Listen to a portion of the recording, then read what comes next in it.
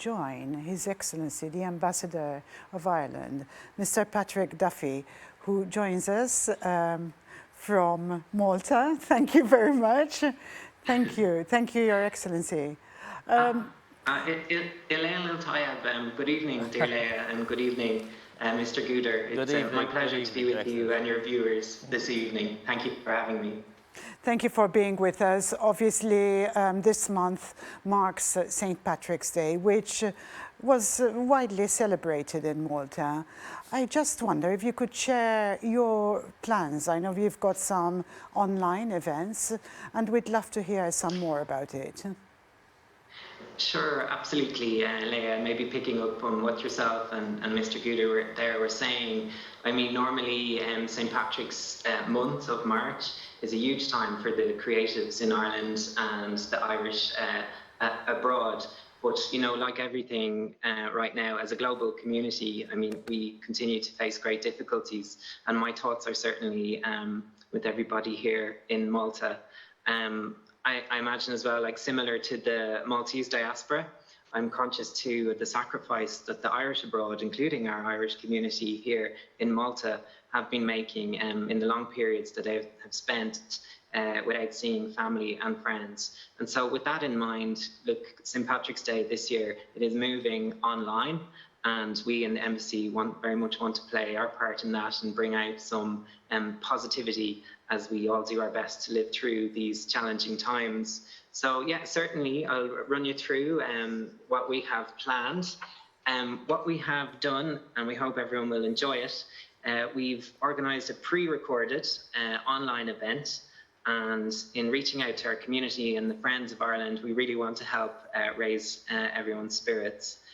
So the exact details are that on St. Patrick's Day itself, so Wednesday the 17th of March, our event, it'll stream live online from 6:30 p.m. on Wednesday evening, our pre-recorded event. It's open to everyone, and you can find out further information and including how to register for the virtual event on our Facebook, which is Embassy of Ireland in Malta. That's our Facebook handle.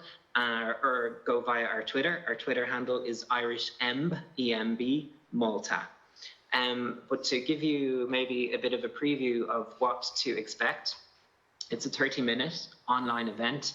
We are absolutely delighted that we will have greetings from the Irish Prime Minister, our Taoiseach, Micheál Martin TD, and also really, really thrilled that His Excellency President George Vella, President of Malta, has kindly sent St. Patrick's greetings as well, which we will play for everybody on the evening. And I am absolutely excited as well that we'll have a selection of very special cultural performances from Ireland and Malta. And just picking up on your earlier conversation as well, I think this will be a great way to showcase the wonderful creative talent that exists both in Malta and in Ireland. So we'll have a mix. The acts, it'll include song, as well as traditional, as well as contemporary music. From Ireland, and also the spoken word, some special poetry in there. So we really hope that everyone will be able to join us next Wednesday from 6:30. Just in case you won't be able to join us then, I have good news that it'll be available to watch on demand up to and including the 24th of March. So it'll be available there for a week. It sounds wonderful. Mr. Gruder, please.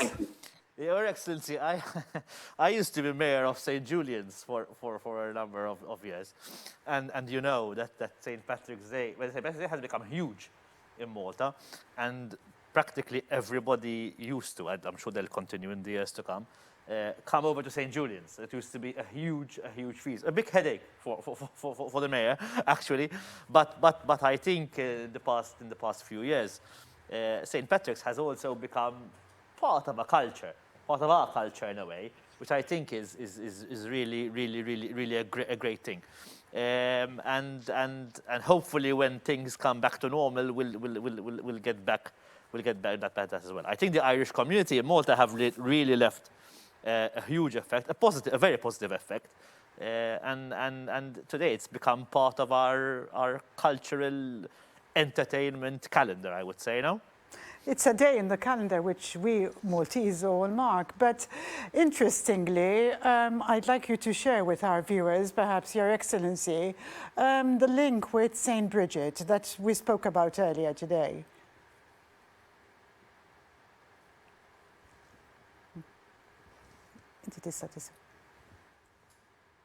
I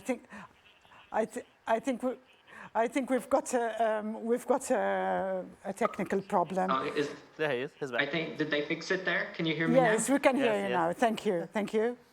Okay, perfect. Thank you very much for that. I should also note that, you know, from the mothership of Ireland herself, the official St. Patrick's Festival will also run online this year on stpatricksfestival.ie, starting from tomorrow until the 17th, and there'll be over 100 events to enjoy online there.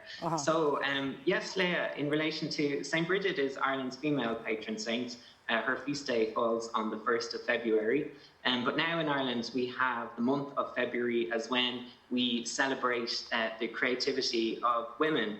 And I'm delighted to say that for the first time last year in Malta, we were able to organise some St. Bridget's Day events here in Malta. We were thrilled. We had Irish writer and poet Bridget O.D., coincidence, Bridget by name.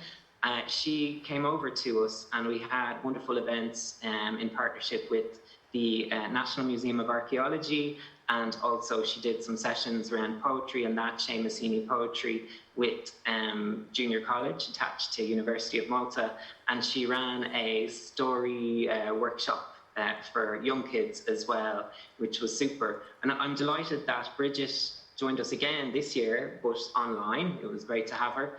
And we had a partnership with Malta's National Literacy Agency, and she beamed in and had a read-along story as part of the Reading for Pleasure program run by the NLA. Thank you very much, Ambassador. Thank you. Our time is very short. It was in Birkirkara. Okay. Thank you, Ambassador. So much. I appreciate your time. Thank you. We've got a short program, but full of content. I thank you very much, and thank you very much for your efforts. Thank you. Good night. I think if I could say, if it was a comment, I think especially in Malta, or our experience in Malta, our embassies, our Irish embassy and many other embassies, play a huge role when it comes to culture and cultural interaction. Absolutely. And I think I think that's fantastic.